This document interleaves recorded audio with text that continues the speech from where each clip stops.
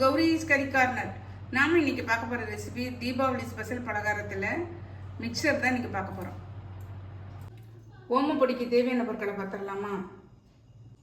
1 cup கடலை மாவு எடுத்திருக்கேன். 1/3 கப் அரிசி மாவு எடுத்திருக்கேன். அதாவது 1/4 கப்புக்கு கொஞ்சம் கூடுதலாக.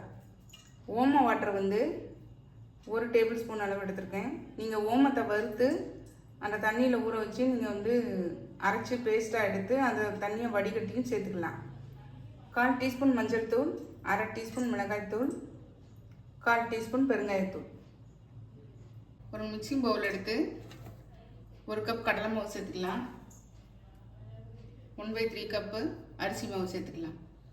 ரெண்டையும் நல்லா மிக்ஸ் பண்ணி விட்டுறலாம். தேவையான அளவு உப்பு சேர்த்துடலாம்ல. இது ரொம்ப உப்பு பிடிக்காது, அதனால் கொஞ்சம் கம்மியாகவே சேர்த்துக்கோங்க. மிளகாய்த்தூள், மஞ்சள் தூள், பெருங்காயத்தூள் எல்லாத்தையும் சேர்த்து நல்லா மிக்ஸ் பண்ணி விட்டுறலாம். நல்லா எல்லாத்தையும் மிக்ஸ் பண்ணி விட்டுட்டேன். இப்போ இந்த 1 டேபிள் ஸ்பூன் அளவு ஓம வாட்டர் இதில் சேர்த்துடலாம். இதையும் நல்லா மிக்ஸ் பண்ணி விட்டுறலாம். இதில் சூடான எண்ணெய் இருக்குது பாருங்கள், பொரிக்கிறதுக்கு வச்சுருப்போம் இல்லையா, அந்த எண்ணெயிலேருந்து சூடாக இருக்கக்கூடிய எண்ணெயில் ஒரு 2 டேபிள் ஸ்பூன் விட்டுக்கலாம். இதுக்கு பதிலாக நீங்கள் வெண்ணெய் கூட சேர்த்துக்கலாம். ஒரு 1.5 டேபிள் ஸ்பூன் அளவு நல்லா மிக்ஸ் பண்ணி விட்டுட்டேன் பாருங்கள். இப்போ பிடிச்சா பிடிக்க வரணும், உதுத்து விட்டுறலாம். அந்த மாதிரி நம்ம பெட் கிரம்ஸ் மாதிரி இருக்கணும். இப்போ இதில் நம்ம தண்ணி தெளித்து பசைஞ்சிக்கலாம். கொஞ்சம் கொஞ்சமாக விட்டு தண்ணி ஊற்றி பசைஞ்சிக்கலாம். மொத்தமாக ஊற்றிட வேண்டாம். நான் பசைஞ்சிட்டு காமிக்கிறேன். நல்லா பசஞ்சிட்ட பாருங்கள். இந்த அளவு சாஃப்டாக இருக்கணும். இது தெரியுதா உங்களுக்கு? கை வச்சு அமுக்கிற அளவுக்கு.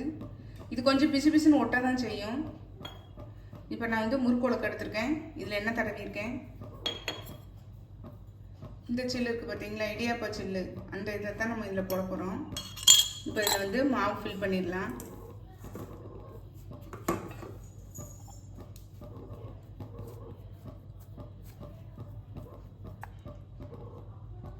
இதை நம்ம உள்ளே போட்டு புழிஞ்சிடலாம்.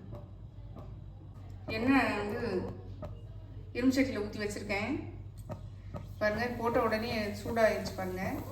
நம்ம இப்போ இதில் புழிஞ்சிடலாம். இதை பாருங்கள், தெரியுதா? சிம்லேயே வச்சுக்கோங்க.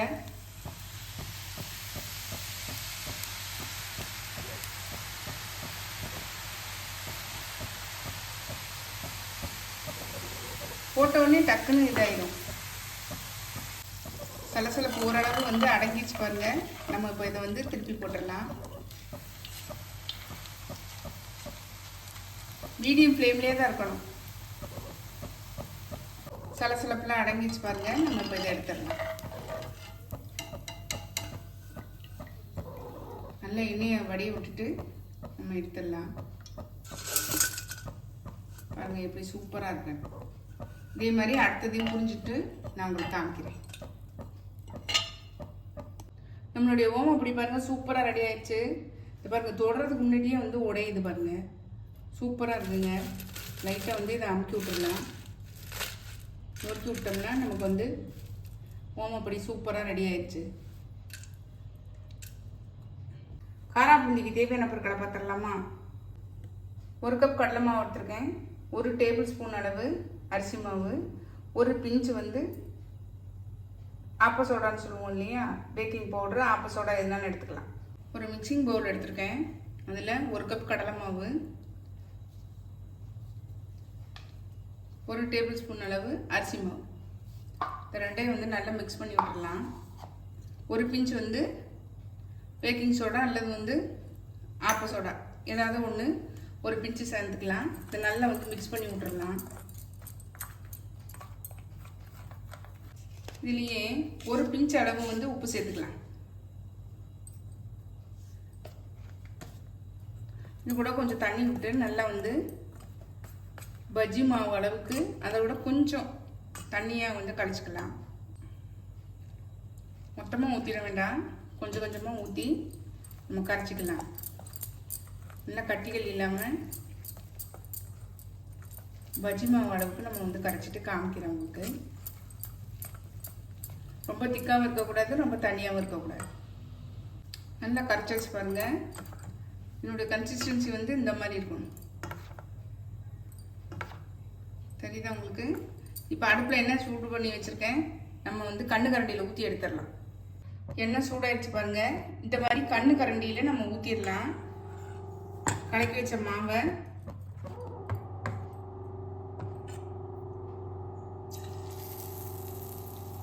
வச்சு லைட்டாக அப்படியே தேய்ச்சி விட்டோம்னா நமக்கு வந்து பூந்தி குத்து குத்தாக ரெடி ஆயிருங்க.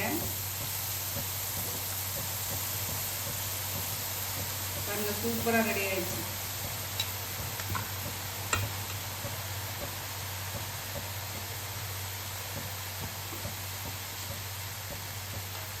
நல்லா மொறு மொறு வெந்த உடனே நம்ம வந்து எடுத்துடலாம். சூப்பராக ரெடி ஆகிடுச்சு பாருங்கள்.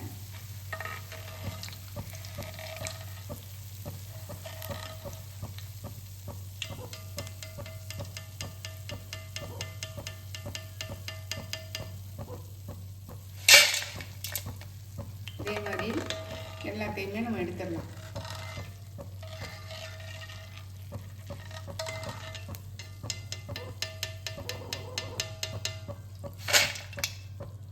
அது மாதிரி இந்த அரிகரண்டி இருக்கிறோம் இல்லைங்களா, கண்ணு கரண்டி, அதை வந்து ஒவ்வொரு தடவையும் யூஸ் பண்ணும்போதும் கழுவி தொடச்சிட்டு தான் நம்ம வந்து யூஸ் பண்ணணும்.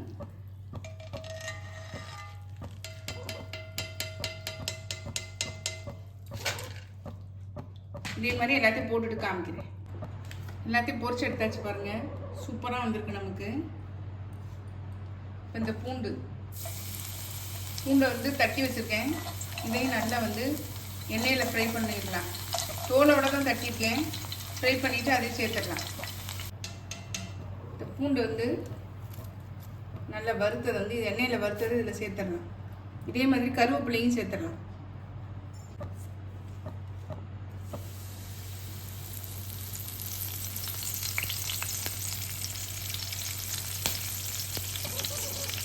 இதையும் ஃப்ரை பண்ணி நம்ம அதில் சேர்த்துடலாம். வேறு ஒரு மிக்சிங் பவுலுக்கு மாற்றிடுறேன். இது கூட நமக்கு வந்து ஒரு அரை டீஸ்பூன் அளவு வந்து தனி மிளகாய் தூள் சேர்த்துக்கலாம். நம்ம காரத்துக்கு ஏற்ற மாதிரி கூட்டியோ குறைச்சோ சேர்த்துக்கோங்க. ஏற்கனவே கொஞ்சம் உப்பு போட்டிருக்கேன், ஒரு 1/4 டீஸ்பூன் அளவு. இப்போ கொஞ்சம் ஒரு 1/4 டீஸ்பூன் அளவு சேர்த்துக்கலாம். நல்லா வந்து மிக்ஸ் பண்ணி விட்டுருலாம். நல்லா வந்து நம்ம வந்து ஒரு கைப்பிடி அளவு பொட்டுக்கடலையை நம்ம வந்து பொரிச்சிடலாம். நல்லா எண்ணெயில் பொரிச்சிட்டு நம்ம அதில் வந்து சேர்த்துடலாம். ஒரு கைப்பிடி அளவு வேர்க்கடலையும் நம்ம வந்து வறுத்துடலாம்.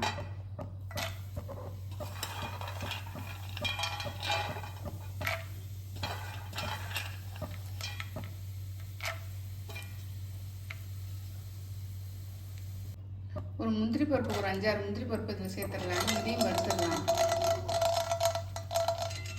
வறுத்துட்டு அதோட சேர்த்துடலாம். காரம் முந்திரியில் ஏற்கனவே காரம் நம்ம இது பூண்டெல்லாம் வறுத்து சேர்த்துருக்கோம். அது மாதிரி இந்த ஓமப்பொடியும் நம்ம வந்து நொறுக்கினது இதில் சேர்த்துடலாம். இது கூட வறுத்து வச்சுருக்கிற முந்திரி பருப்பு,